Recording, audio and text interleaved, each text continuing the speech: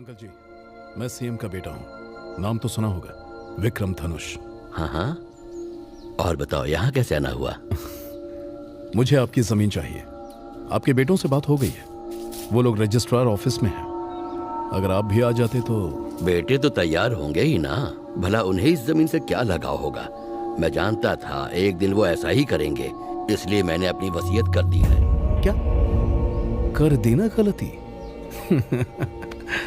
किस बेवकूफ ने वसीयत बनाई? कोई भी इंसान, आपका बेटा, आपका दामाद, पोता या फिर मैं ही क्यों ना हूं, वसीयत लिखे जाने के बाद आपको जिंदा देखना चाहेगा क्या? वो तो दिन रात यही दुआ करेगा कि हे ऊपर वाले इस बुढ़े को उठा ले। हर दिन आपके टपकने की दुआ करेगा। अब बताइए, आपके जीते जी हम सब अय्याशी कैसे करेंगे? आपने सिर्फ मेरा नाम ही सुना है, मेरे बैकग्राउंड के बारे में कुछ नहीं जानते। अपने बैकग्राउंड पे इतना मत इतराओ बेटे, मेरा बैकग्राउंड भी बहुत कड़क है।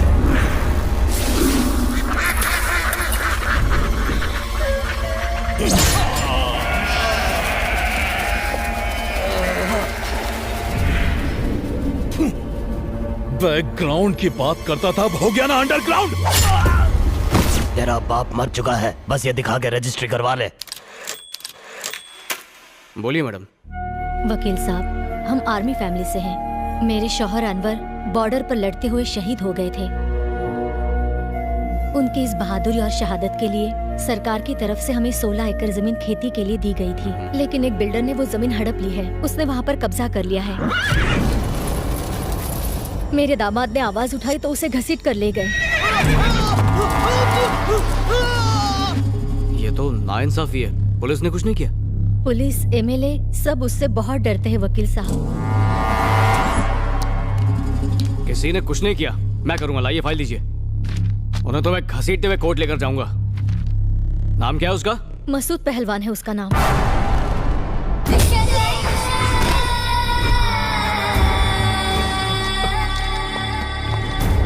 ये लो अपनी फाइल। देखो बहन, मसूद के खिलाफ मैं ही क्या शहर में कोई केस नहीं लड़ेगा।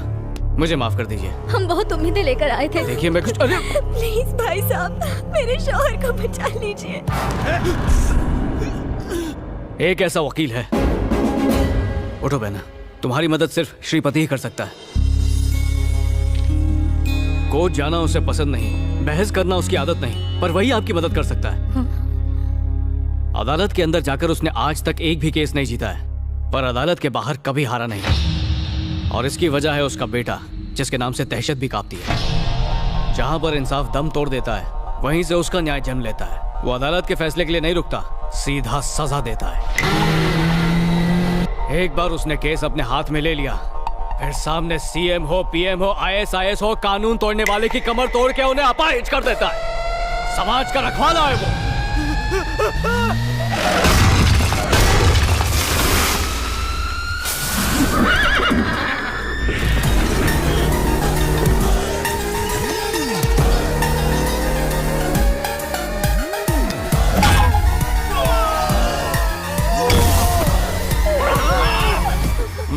घबराने की कोई जरूरत नहीं। मेरे बेटे की एंट्री मतलब इन बदमाशों को डिसेंट्री।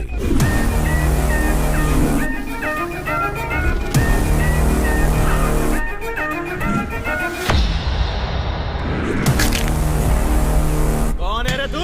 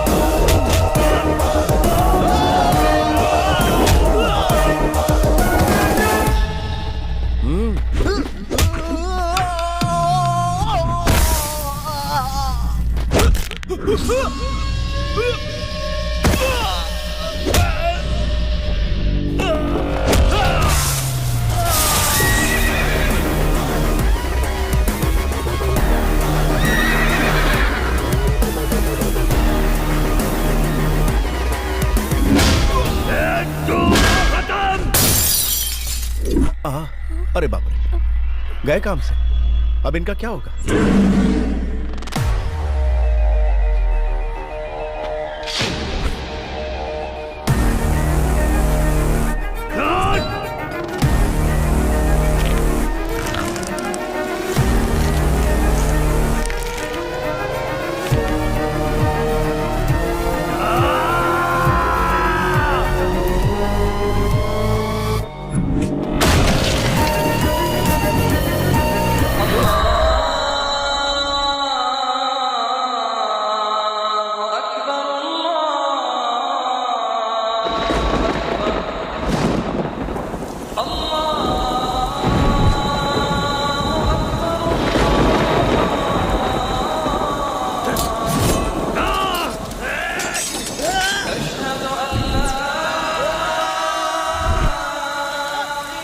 भैया, इन लोगों के दिल में अल्लाह का खौफ बिल्कुल नहीं है, वो मार देंगे उसे।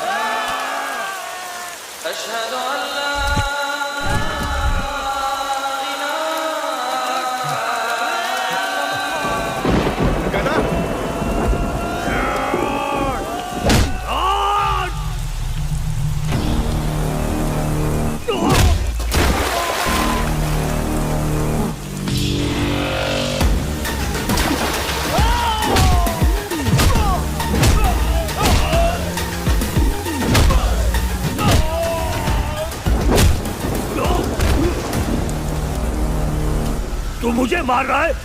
जानता है मेरा नाम क्या है? तेरा जो भी नाम, क्या तू खुद को बचा पाया? क्या खुद को पिटने से रोक पाया? तूने जो पाप किए हैं उसका बिल तुझे ही भरना होगा।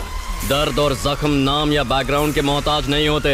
हर नाइंसाफी का मुंह तोड़ जवाब दूंगा, और जो कानून तोड़ेगा उसे तो मैं...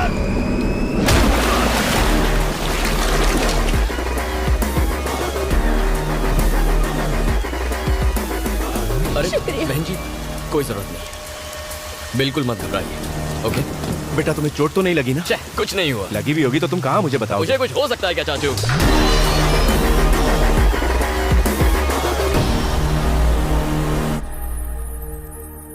जयप्रकाश, तुमने अपने लोगों का भला करने के लिए और गांव में विकास के काम शुरू करने के लिए नौकरी से वॉलंटरी रिटायरमेंट लिया। I am so proud of you. कैसे आना हुआ? उमापति, मेरा जो अनुभव है मैं पूरे गांव को उसका लाभ देना चाहता हूं, पर आए दिन हो रहे कत्ल को रोकना मुश्किल हो रहा है। मुझे उम्मीद है सीएस होने के नाते तुम मेरी मदद जरूर करोगे। क्या कहा? कत्ल? कौन करवा रहा है? विक्रम धनुष। कल उसने इनके पिता को मार दिया। पता नहीं ये खून खराबा आखिर कब रुकेगा। आखिर उसकी प्रॉब्लम क्या है? इसे देखिए, यहां हरे रंग में ये खेती की जमीन है। 1000 परिवारों के लिए जीवन का आधार है, लेकिन वो लोग ऑयल रिफाइनरीज के लिए यहां पाइपलाइंस बिछाना चाहते हैं। ऑयल कंपनी से करोड़ों रुपए एडवांस में ले चुके हैं और खेती की जमीन खरीदना चाहते हैं। किसान अपनी थोड़ी जमीन सैक्रिफाइस करने को तैयार है। डेवलपमेंट हो तो कोई प्रॉब्लम नहीं। रोड, हॉस्पिटल, स्कूल, एयरपोर्ट बनाओ, कुछ भी। ऐसे कामों से गांव का विकास होता है। आने वाली पीढ़ियों को उससे फायदा होगा। वो तो अपने घर छोड़ने को तैयार है, पर हाँ, विकास का काम होना चाहिए। लोग अपनी जमीन उन कंपनीज को क्यों दे जो सिर्फ अपना फायदा देख रही हैं? अगर हमने उनकी बात मानी तो गांव की मिट्टी, वहां का हवा, पानी सब कुछ प्रदूषित हो जाएगा। दुख की बात तो यह है कि सीएम का बेटा इन सब प्राइवेट ऑयल कंपनीज का हिमायती बना बैठा है। बस इसी वजह से कोई हमारी मदद नहीं करना चाहता। इसमें मैं कुछ नहीं कर सकता। मेरी राय मानो तो उस आदमी से दूर रहो। तुम्हें लगता है सीएम की वजह से लोग चुप हैं? ऐसा नहीं है। असली पावर सीएम के बेटे में है। और तो और तुम यहां पर आए हो, इसकी जानकारी उस तक पहुंच चुकी होगी। वो किंग नहीं, किंग मेकर है। खैर चिंता मत करो, मुझसे जो होगा मैं करूंगा। पब्लिक की नहीं, अपने बारे में सोचो। वैसे अपनी बेटी के बारे में कुछ सोचा है तुमने? हाँ। बिन माँ की बच्ची है, उसकी जिम्मेदारी अब तुम पर ही है। बस कोई अच्छा लड़का मिल जाए। ठीक है, मेरे साथ तुम घर चलो। माफ कीजिए, अभी इनके साथ आया हूं, फिर कभी आऊंगा। और बताइए, भाभी कैसी हैं?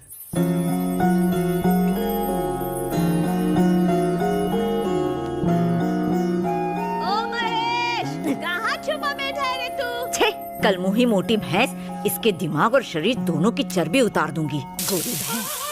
ओ मेरी औलाद, तू यहाँ है? दादी सासू क्या बना रही हो? दिखता नहीं, नाश्ता बना रही हूँ। नाश्ता बना रही हो? थोड़ा सांबर भी डालो ना। जहर भी डालूं ताकि तुझसे भी छुटकारा मिल जाए। कुछ भी कहो, सांबर का जवाब भी। Sambar is the king. और तू चुड़ैलों की क्वीन।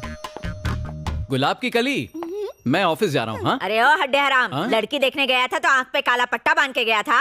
कलर और वजन देख के फिसल गया होगा, जो इस आटे की बोरी को हमारी गर्दन पे रख दिया। आपकी तकदीर तो अच्छी है, मेरी तो गई गुजरी है। तेरे को क्या तकलीफ? मैंने एक शर्त रखी थी कि ससुराल में खड़ूस दादी नहीं चाहिए, पर जब मैं यहाँ आई और मैंने आपको देखा तो मैंने कहा मैं ये शादी नहीं करूंगी। इतना नाक लगा रही थी तो क्यों की शादी? इन्होंने झूठ बोला ना। क्या झूठ बोला रे? इन्होंने मुझसे कहा 6 मंथ्स में टपक जाएगी, पर ये देखो 9 साल हो गए। मेरे मरने की राह देख रहा है? देसी घी खाया है मैंने।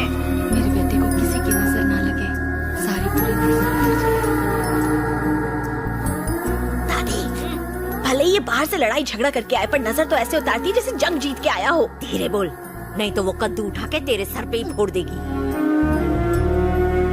गणेश मेरे बड़े बेटे की औलाद है, लेकिन ये दोनों इसे अपना बेटा मानते हैं। इसके प्यार में कमी न रह जाए, इसलिए अपनी औलाद नहीं होने दी। बाप रे पापा। एक बात बताओ, एक आम वकील अदालत में केस लड़ता है और अपने क्लाइंट को न्याय दिलवाता है, पर तुम केस तो ले लेते हो, लेकिन अदालत में केस न लड़के बाहर इससे लड़वाकर न्याय भैया वो दिलवाते केस थोड़ा हटके था। हो। कल तुमने एक कॉन्ट्रैक्टर को मारा, उसने जमीन पर कब्जा किया था। वो कोई मामूली आदमी नहीं है। नहीं तो नेक काम शर्म किया। आनी चाहिए तुम्हें। ये ले बेटा, बाहर मेरी सब सुनते हैं, लेकिन घर में कोई सुनता ही नहीं है। मीठा खिला रही हो, मोटा हो जाएगा। आप होगे, ये थोड़ी ना होगा। लड़ाई करके आया है ना, पी लेना। थैंक यू ऐसा लगता है जैसे दाढ़ी यात्रा से आया है। क्या हुआ जी? क्या बताऊं क्या हुआ। इसे आईएएस बनने को कहा तो मना कर दिया, फिर सीए करने को कहा तो कहने लगा भाई खातों में मुझे कोई इंटरेस्ट नहीं है। फिर मैंने कहा लॉ ही कर ले भैया, तो वो भी ढंग से नहीं कर पाया। डिग्री तो मिल गई ना भैया। अच्छा, तीर मार लिया। और ये मिलिट्री में गया, वहां कई मेडल्स जीते, लेकिन प्रमोशन मिलने से ठीक